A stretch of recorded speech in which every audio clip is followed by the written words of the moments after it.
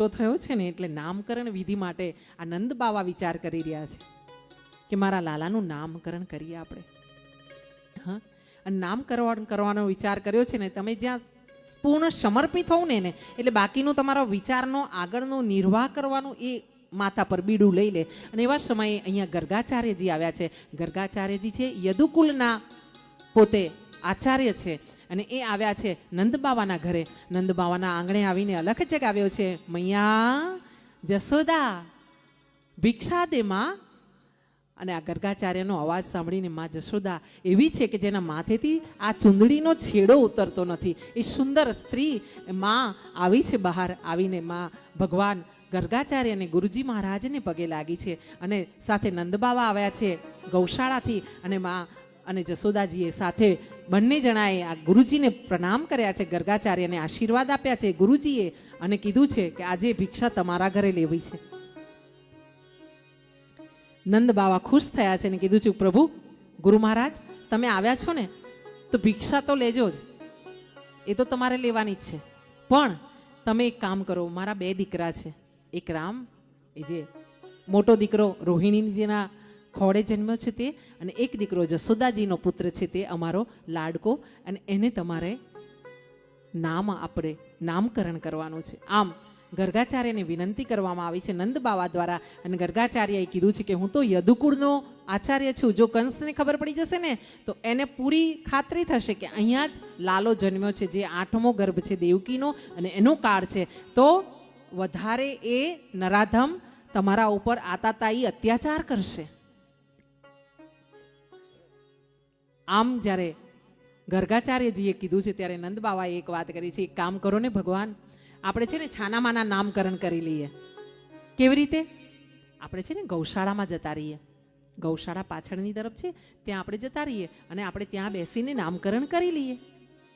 હા, એટલે અહીંયા નામકરણ વિધિની તૈયારી કરવામાં આવી છે. માતાજીએ કીધું છે કે એક કામ કરો પ્રભુ, તમે પહેલાં ભિક્ષા લઈ લો. એટલે તે વખતે એવું થતું કે કાચી ભિક્ષા આપવામાં આવતી બ્રાહ્મણોને. માનસીબેનનો જન્મ થયો એ પછી ત્યાં સુધી 1 વર્ષના થયા ત્યાં સુધી મને યાદ છે હું કાચી ભિક્ષા લેતી અને રૂમ પર ઉતારા પર એ કાચી ભિક્ષામાંથી જમવાનું બનાવતી. મારી સાથે ગામના જેટલા ભૂદેવ હોય એમને પણ જમાડતી, હું પણ જમતી કાચી ભિક્ષાથી. પણ ધીરે ધીરે બાળકોની બીમારી આ તે એટલે પછી ધીરે ધીરે જે શુદ્ધતા જોઈતી હતી થોડુંક સેટિંગ કર્યું જીવનમાં મેં, કારણ કે યજમાનને પણ તકલીફ પડતી એમાં. હા, એટલે બને એવું કે ગર્ગાચાર્યએ અહીંયા ભિક્ષા માંગી છે ને એ ભિક્ષાથી એમણે વિચાર કર્યો છે કે પહેલાં હું છે ને ખીર બનાવું અને ભગવાનને ભોગ લગાવું. ભગવાન ગર્ગાચાર્ય ગુરુ મહારાજે ખીર બનાવી છે અને ખીર બનાવીને ભગવાનને એક વાડકીમાં મૂકી છે અને પોતે આમ આસન પર બેઠા છે ધ્યાનમાં અને બૂમ પાડી રહ્યા છે જાણે અંદરથી પોકાર, હે નારાયણ આવો, આ ભોગ લગાવ્યો છે પ્રભુ તમારા માટે, તમે આ ભોગનો સ્વીકાર કરો તો હું પણ એ ભોગ લઉં અને આનંદિત થઉં, મારી ક્ષુધાને શાંત કરું. આવો નારાયણ, આવો નારાયણ. આવી રીતે જ્યાં ગર્ગાચાર્યએ આમ પોકાર કર્યો છે ને ત્યારે માં જશોદાના ખોળામાં બેઠો લાલો ઘૂંટણીએ ઘૂંટણીએ બહાર આવ્યો છે. અને એવા સમયે માને એમ થયું છે કે લાલો રમે છે ને ત્યાં સુધી હું થોડું કામ કરી નાખું ઘરમાં. હા, અને એ કામ માટે માં જ ગઈ છે ને ત્યાં લાલો છે ને ઘૂંટણીએ ઘૂંટણીએ 4 પગે ચાલતો ચાલતો ગર્ગાચાર્ય પાસે આવ્યો છે.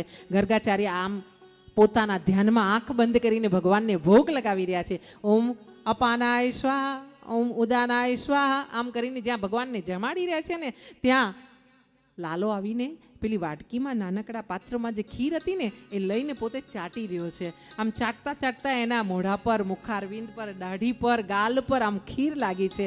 મોટી મોટી કાળી આંખો, દર્શન કરજો આંખ બંધ કરીને, મોટી મોટી કાળી આંખો છે. આંખોમાં માં જશોદાજીએ છે ને બહુ બધું કાજળ આંજ્યું છે કારણ કે લાલાને નજર ના લાગી જાય. હા, અને વાંકુડિયા વાળ છૂટા છે અને એવો કાલા ભાષામાં ઘૂ ઘૂ કરતો આ નાનો લાલો ભાખુડી અહીંયા બેઠો છે 4 પગે.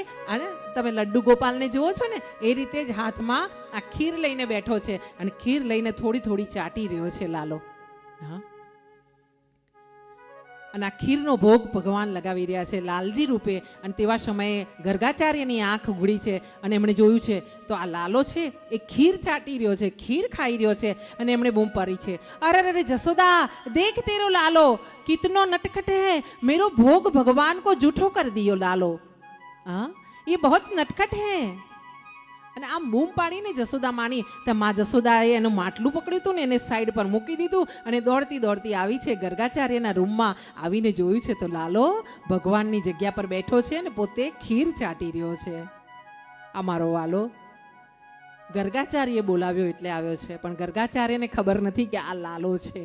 આ તો ભગવાને જન્મ લીધો છે ધરતી પર. ધરતીનો ભાર હલકો કરવા માટે, વૈષ્ણવજનનો ઉદ્ધાર કરવા માટે પ્રભુ આવ્યા છે. આ ગર્ગાચાર્ય આમ જ્યાં બોલ્યા છે ને ત્યાં જશોદા આવીને જોવે છે. એ આમ કરીને જોઈ રહી છે અને ત્યાં એનું ભાન ભૂલાઈ ગયું છે. ભગવાનને ખીર ચાટતા જોઈને મા જશોદા ભૂલી ગઈ છે કે મને ગર્ગાચાર્યએ બોલાવ્યા છે. હા, મા જશોદા પોતાના લાલાને અમીનેશ નજરે આમ જોઈ રહી છે, ટક ટક જોઈ રહી છે, એકી ટકે જોઈ રહી છે. એને પોતાના શરીરનું ભાન ભૂલાઈ ગયું છે અને ત્યાં ફરીથી ગર્ગાચાર્યએ કીધું છે, અરે જશોદા દેખ તેરો લાલો કેસો ઉદમ મચા રહ્યો હે. અને ત્યાં મા જશોદા જાગી છે સફાળી આમ ધ્યાનમાંથી અને એને પોતાના લાલાને લઈ લીધો છે, છાતીએ ચાપ્યો છે અને પછી પોતાના પાલવથી એનું મોઢું લૂછી રહી છે. જે ખીરવાળું મોઢું છે એ માં લૂછી રહી છે અને કહી રહી છે, બેટા ऐसा नहीं करते लाला लल्ला. અને એમ કરીને એ પાછી ગઈ છે અને સાથે ગર્ગાચાર્યને કહીને ગઈ છે, પ્રભુ તમે ચિંતા ના કરશો હો, મારા લાલાએ ખીર એઠી કરી છે ને, તમારા ભગવાનને ભોગ ધરાવવા માટે બીજી ભિક્ષા આપું છું, તમે પાછા ફરીથી ભિક્ષાનો ભોગ લગાવજો હો. આ માફ કરી દીધો. મારો લાલો છે ને, નાનો લાલો છે ને, થોડો તોફાની છે, હા એને માફ કરજો હો પ્રભુ. આમ કરીને માં પોતાના લાલાને ખોળામાં લઈને પોતાના નંદ ભવન તરફ અંતઃપુરમાં ગઈ છે. બીજી વારની ભિક્ષા આપવામાં આવી છે અને આ વખતે ગર્ગાચાર્યજી વિચાર્યા છે કે આ વખતે લાડુ બનાવું ને મારા વાલાને ભોગ લગાવું. આમે બ્રાહ્મણોનો છે ને લાડવા બહુ વાલા હોય. હા, એટલે મને 3 લાડવા કાલે આપવામાં આવ્યા હતા ને તો મારા ભાભી એમ પૂછતા હતા કે તમારાથી ન ખવાય ને તો મને પ્રસાદ આપજો તમારો. મેં એમને કીધું લાડવા તો ખવાઈ જ જશે, મારે બ્રાહ્મણોને મિષ્ટાન વાળું હોય એટલે લાડવા તો ખવાઈ જ જવાના છે. તમે એ બધી આશા ના રાખશો કે મીઠાઈ મળશે. હા, અને અહીંયા ગર્ગાચાર્યજીએ પાછા લાડવા બનાવ્યા છે. પાછો નાનકડા અમથા પાત્રમાં ભોગ મૂક્યો. પાછા આવો અને ભોગ લગાવો એમ કરીને પાછા અરજી લગાવીને બેઠા છે. ગર્ગાચાર્ય ધ્યાનમાં છે. નારાયણને એમણે પોકાર કર્યો છે, પ્રભુ તમે આવો અને આ ભોગ લો તો મારાથી હવે ભોજન ભેગા થવાય. એકવાર તો આ નટખટ ખાઈ ગયો છે એટલે તમને પાછું અપાય એવું નથી, એઠું જૂઠું. આ તમે આવીને ભોગ લો. અને પાછા નારાયણને આંખ બંધ કરીને કીધું છે કે પ્રભુ રામ આઈએ ઘનશ્યામ આઈએ, મેરે ભોજન કા ભોગ લગાઈએ, પ્રભુ રામ આઈએ ઘનશ્યામ આઈએ. આમ જ્યાં આંખો બંધ કરીને વાલથી ગર્ગાચાર્યએ નારાયણને બૂમ પાડી છે, પોકાર કર્યો છે ભિક્ષા માટે, અન્ન ગ્રહણ કરવા માટે, પ્રસાદ લેવા માટે, મહાપ્રસાદ લેવા માટે, લાડુ જમવા માટે. અને ત્યાં તો ભગવાન તો રાહ જોતો હોય, કોઈ પ્રેમી એને બૂમ પાડે અને દોડતો જાય. અને ગર્ગાચાર્યની આ અવાજ સાંભળીને ત્યાં માના ખોળામાંથી પાછો લાલો નીકળી આવ્યો છે. ઘૂંટમન ઘૂંટમન ધીરો ધીરો ચાલતો ચાલતો, ભાખુડીએ ચાલતો ચાલતો, 4 પગે ચાલતો મારો લાલો ગર્ગાચાર્ય પાસે આવ્યો છે. આવીને પેલો લાડવો જે મૂક્યો છે ને એ એક હાથમાં લીધો છે ને બીજા હાથે લાડવો ચાટવા માંડ્યો છે. હા, આ ચટોરો છે મારો લાલો. એને છે ને બધા 56 ભોગ બહુ ભાવે.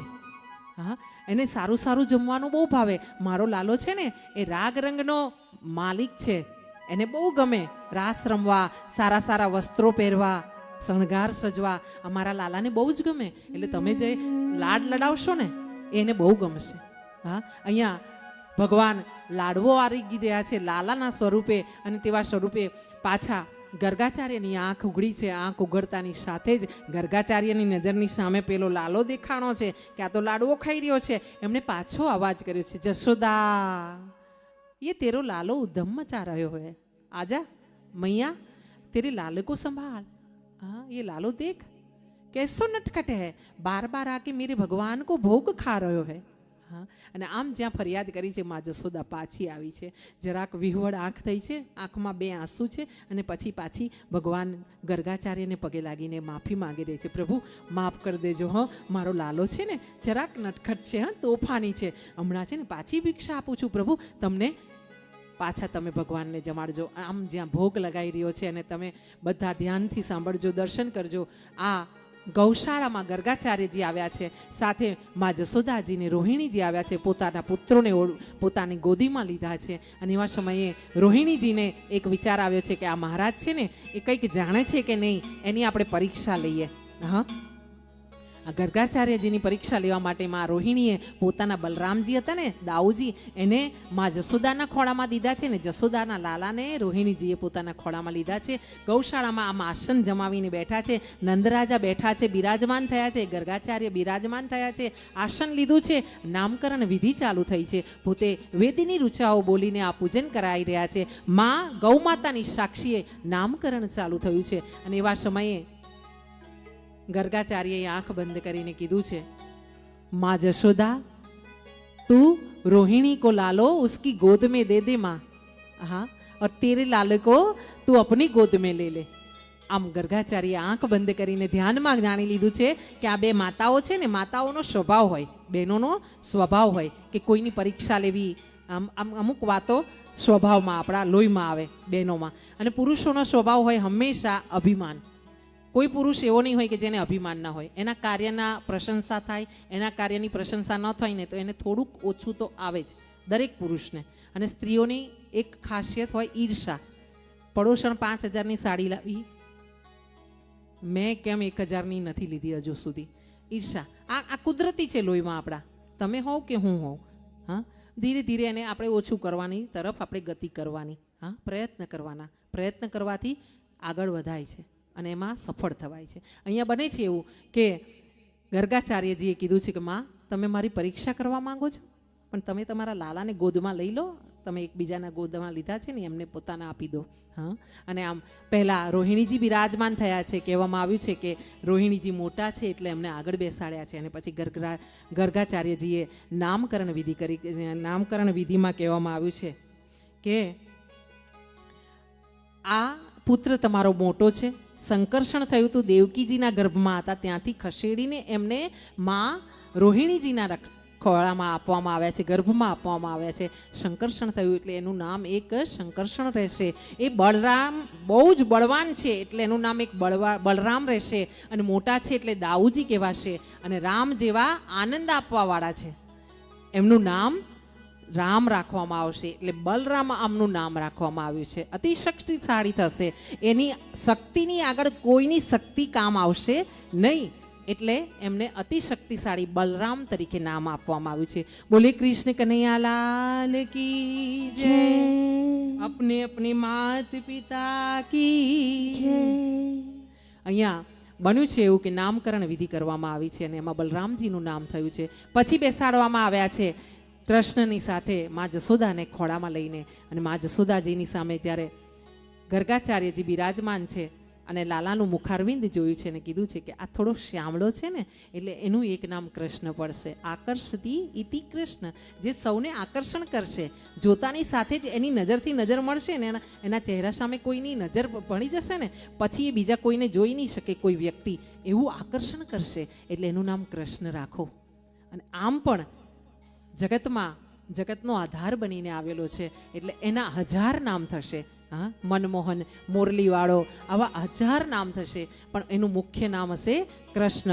આમ ભગવાનનું નામ પાડવામાં આવ્યું છે કૃષ્ણ. બોલો કૃષ્ણ કનૈયા લાલ કી જય, અપને અપને માત પિતા કી